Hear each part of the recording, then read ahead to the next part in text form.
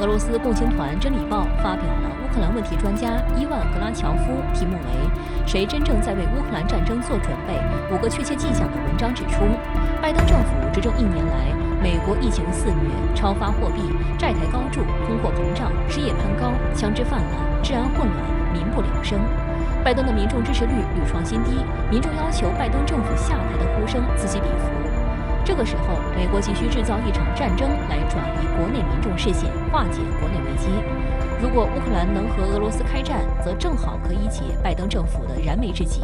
因为这次在乌克兰的博弈不是美国和俄罗斯的单打独斗，而是俄罗斯和整个北约的博弈，是把整个欧洲拖入到与俄罗斯的博弈当中。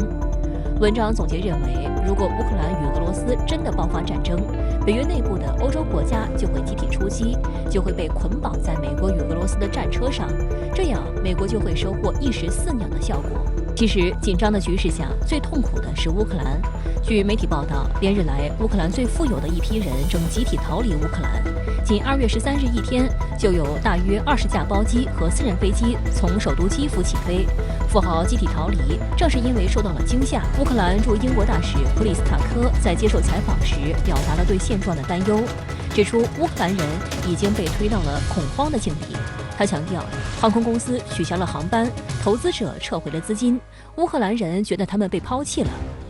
乌克兰前总理阿扎罗夫指责美国蓄意挑唆俄乌开战，在他看来，所有关于俄罗斯可能入侵的报道都是美国的挑衅。拥有乌克兰议会多数议席的人民公仆党领导人阿拉哈米亚则表示，俄罗斯近期不对乌克兰采取全面进攻的概率为99.9%。乌克兰的这些政客现在是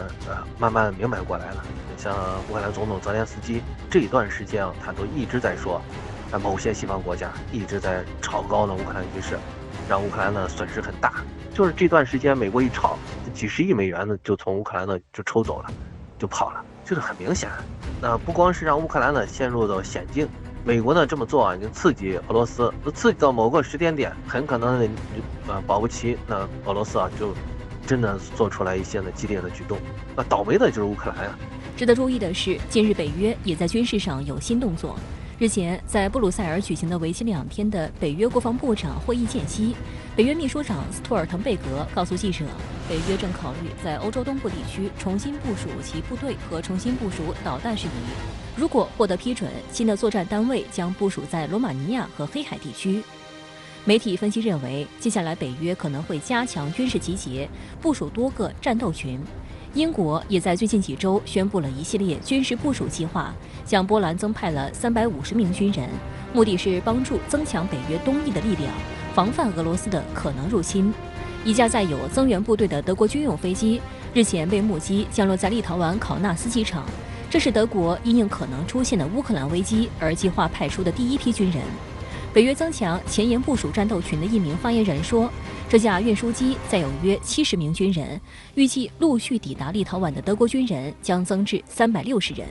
北约，特别是美国，最近增兵都是在哪些地方？那就是波兰还有罗马尼亚。那北约呢，也主要是向这2个地方呢去进行增兵，而这俩呢又在哪儿？跟乌克兰接着呢。所以啊，你像就是北约呢在不断的加大对俄罗斯的这种对抗的力度。那还有呢，波罗的海3国，现在呢也有不少的北约军队啊，也是在向波罗的海3国那块呢进行部署。也就是说，围绕在俄罗斯家门口的北约的力量越来越大。